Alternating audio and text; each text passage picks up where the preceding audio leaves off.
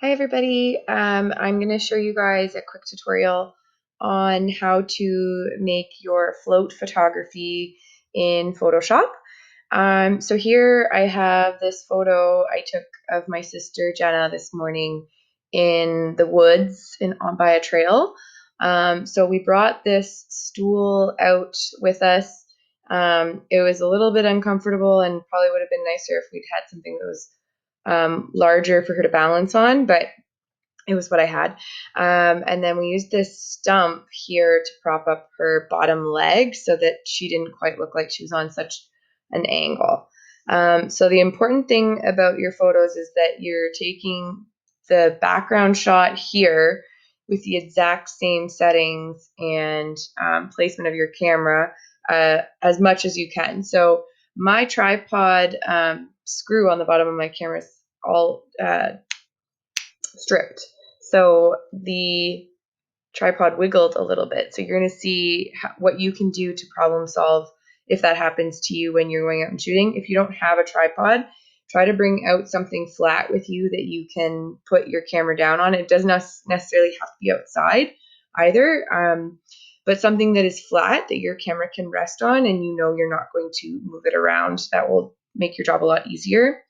So here I have my background image. To bring up the marching ants, I go Control A on my keyboard and Control C to copy. I'm going to jump over to my image of my sister here and Control V to paste. I'm going to bring that layer underneath the layer of my sister, and then we're going to click the layer of my sister, which is on top here, and we're going to play with lowering the opacity, which is just above it on the layers panel. So I'm going to lower the opacity so I can see the lines where I didn't match up. And I'm going to pick a tree that is closer to the foreground to use as my alignment. So here you can see the slight shift in this tree here. So I'm going to go with my move tool and I'm going to try to slightly shift the top image until I see them line up. So now it looks a little more natural. I'll zoom out and see how good I did. And you can see there's a little bit of a shift here in this tree because her foot was directly behind it. So we might have to do some playful manipulating there when we go further. But for now, hopefully this works. We're going to bring our opacity of that layer back up to 100%. And now we're going to use some different selection tools. So most of you already know the quick selection tool, and the quick selection tool is usually pretty good, but I'm going to show you another tool as well. So the idea here is I'm going to cut out the stool from beneath my sister. You can see obviously the shadow is going to be different, so we'll play with that, adjusting the shadow later. And I might go a little bit faster if I'm using the quick selection tool, but then I might end up cutting out parts of my sister's jacket, which is not going to look as realistic, obviously.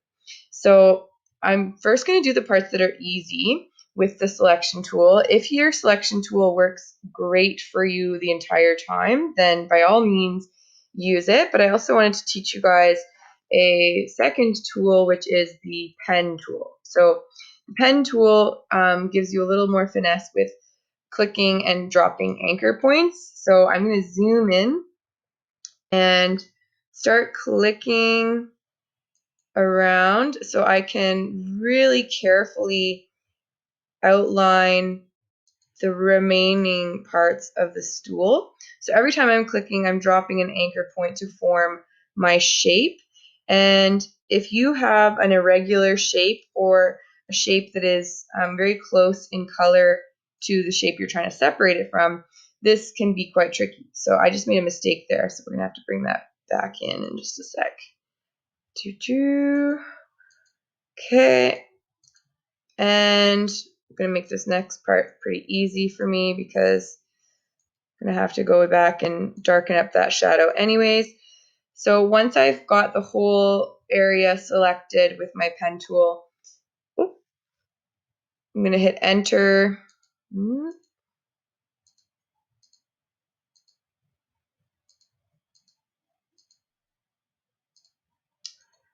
And I don't think I'm going to hit enter. I think I'm going to double click and choose make selection. Just a sec. It's good because I made a mistake down there, so I can fix it this time.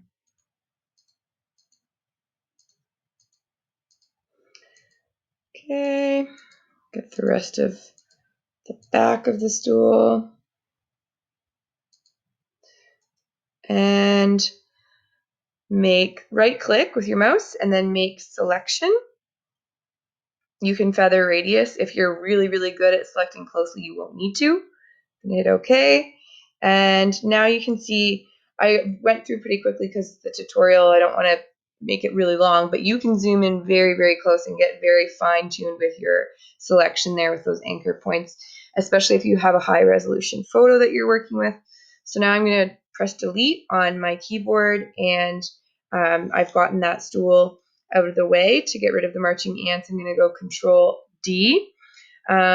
So we can see the shift in the coloring of the leaves that are underneath my sister, because obviously in the background empty shot, there's nothing to form a shadow there. So if you don't like the pen tool, you don't have to use it. You can probably get a decent job with masking using your paintbrush if you prefer that. I just wanted to show you all another opportunity or another type of selection you can use.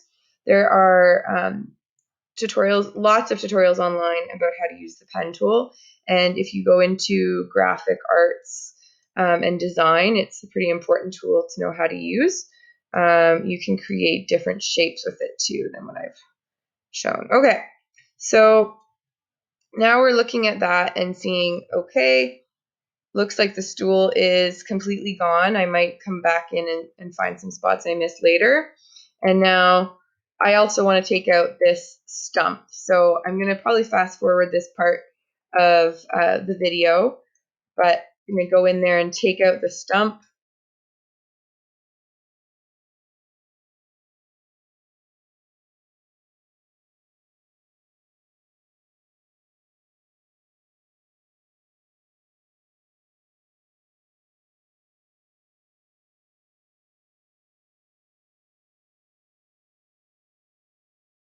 Okay, so now you can see on this part of the image, I've taken out the back of the tree that is in the other image. So if I turn the top layer off, I can see just how much the camera shifted.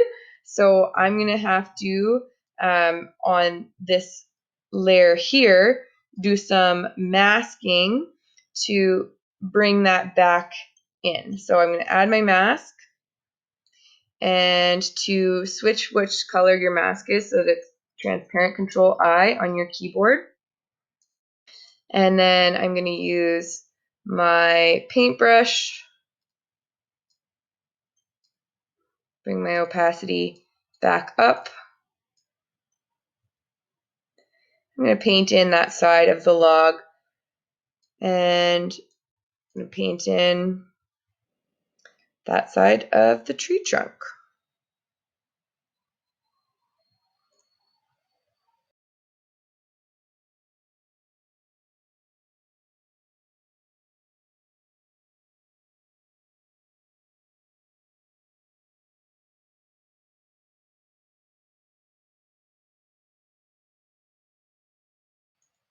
Okay, so I'm going to hit make selection. And now I'm still in my mask. As you can see down here, the thumbnail to the right of the photo layer. And if I go underneath my gradient tool, I've got the paint bucket tool. I've got black selected in my color picker. I'm going to fill this with black. And in my layers mask, I can see disable and enable. So you see it shifts quite a bit. And then down below, if I turn this off and on, now I've got a little more natural edge there, okay?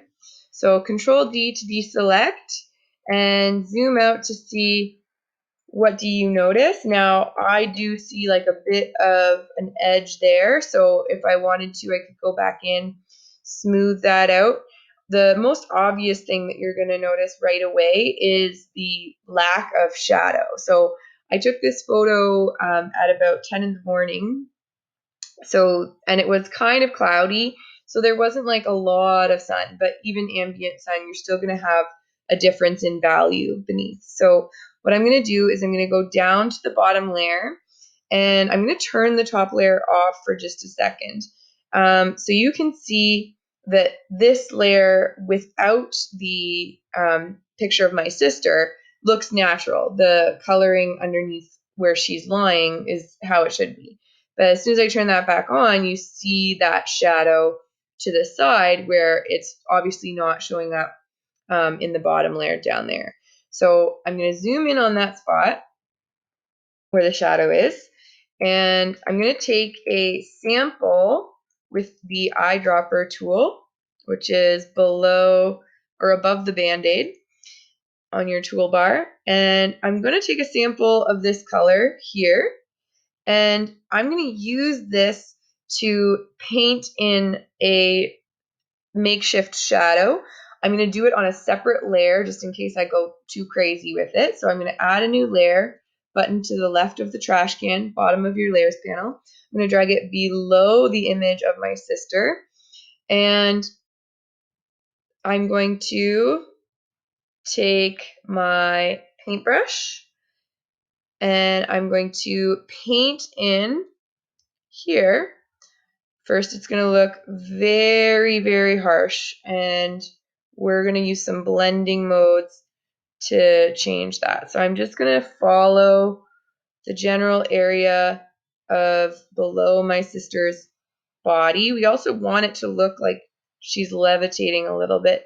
You can see some of the spots where I missed the outline of my sister. Now, if I'm painting and I'm not seeing anything showing up, then you may want to do some turn off, turn on. Let's see if I turn off this top layer. So it looks like that area has a mask. Remember, the mask is applying downward. Then over here, I can add that part to my mask, take my paintbrush and switch it to black, and then mask that out. I'm just going to turn it off for now and continue painting across where the general shadow will be. I'm even going to cover the area that already has a bit of shadow.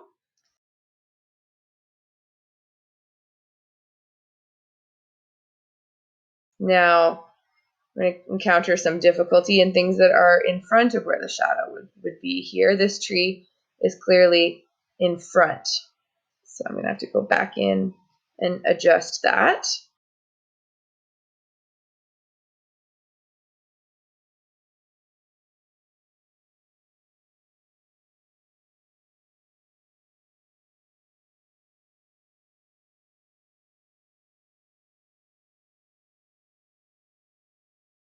There is my makeshift shadow. Now I'm going to first adjust the opacity on this layer. I'm going to adjust it quite a bit, but I can also leave it up a little bit while I decide on a blending mode. So oftentimes multiply works great for shadows. Sometimes some of the other ones like darken and darker color work too. I'm going to try multiply because that's a favorite of mine. And then I'm going to lessen the opacity until I think it looks a little bit realistic. Now, there we go. And if I ever want to test out that theory, I'm just going to turn this layer off, turn this layer off. Okay, turn on, turn off. Now I can go in and see like there's similar values in the shadows within the leaves. So it's not too fake looking. The other thing I can try is with this layer selected, go to filter and blur, and you can try lens blur, you can try Gaussian blur. I like Gaussian blur a lot, and we're just blurring out the shadow. So I can make the pixels a little higher. I'm not going to go much higher than 3. Okay, that looks good. Now, I feel like that is a substantially believable shadow. So this is the first step. I would probably go back in and make some more playful, fun edits with this afterwards, so that it has a little bit more atmospheric quality. Obviously, we know, because we're in the Photoshop generation, that my sister is not floating and that there was some trickery going on here. So maybe I go back in and add some fun color grading, some atmospheric like smog, and I'll do a separate video on that after for you guys. So this is how you create your flight or float photography. Same thing would happen if you were choosing an object. You would just be photoshopping out your hand or the string with that object, okay, instead of a stool with a person. So good luck. Let me know how it goes. This is a longer assignment. It should be a 2-week assignment. So ask me for questions. I can make more tutorial videos for more finesse within these steps too. Stay safe, keep taking photos, and I'll talk to you guys soon.